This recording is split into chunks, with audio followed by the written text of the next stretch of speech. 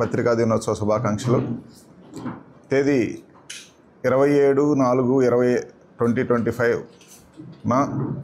రాత్రి 9:30 గంటలప్పుడు green tech company దాటిన తర్వాత ద్వారకాపురి కాలనీ రోడ్డు మీద జరిగిన ఘటనలో ఎల్లు గురుమూర్తి చనిపోయినటువంటి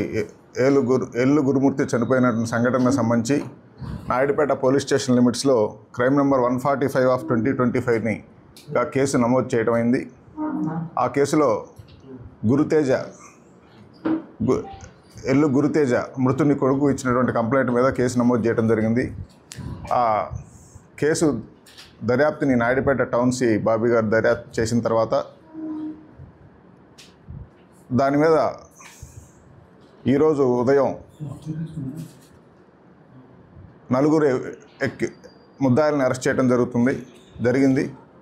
వాళ్ళు Malli Chandu son of Babu, Malli Srinivasulu son of Kotaiah, Malli Sarath son of Chenchaiah. వీళ్ళు ముగ్గురు అత్తివారం విలేజ్ ఓజిలి మండలం. యలమల సాయి అని వీళ్ళ బంధువు నెల్లూరులో ఉంటాడు.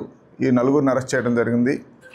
ఆ కేసు పూర్వపరాలకు చూసేటప్పటికి అత్తివరం విలేజ్లో అంతకుముందు ఉన్నటువంటి వాళ్ళకున్నటువంటి మనస్పర్ధలు,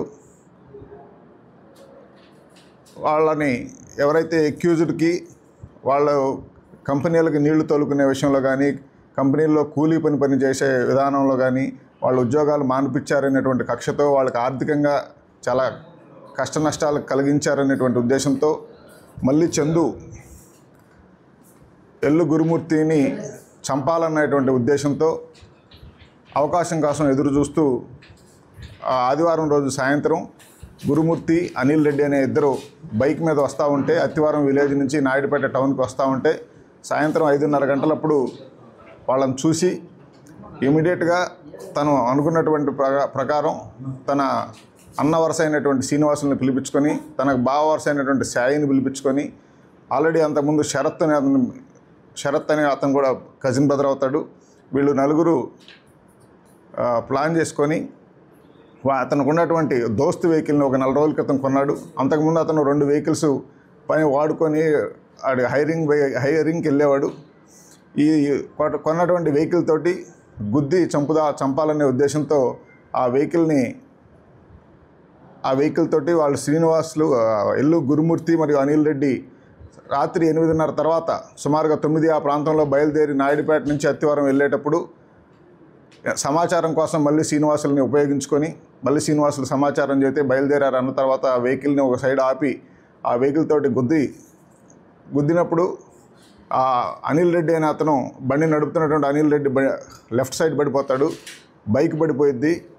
బండిలో పిలియన్ రైడర్గా ఉన్నటువంటి ఎల్లు గురుమూర్తి ఆ గుద్దటం వల్ల ఫోర్స్కి పైకి ఎగిరి విండ్షీల్డ్ మీద పడి ఆ తర్వాత ముందుండేటువంటి 2 చక్రాల మధ్యలో ఇరుక్కుపోయి అలా లాక్కొని వెళ్ళిపోతాడు వెహికల్ని, ఆ మనిషిని కూడా. విపరీతమైన గాయాలు అయిపోయి ఎడం పక్క అతను చనిపోవడం జరిగింది.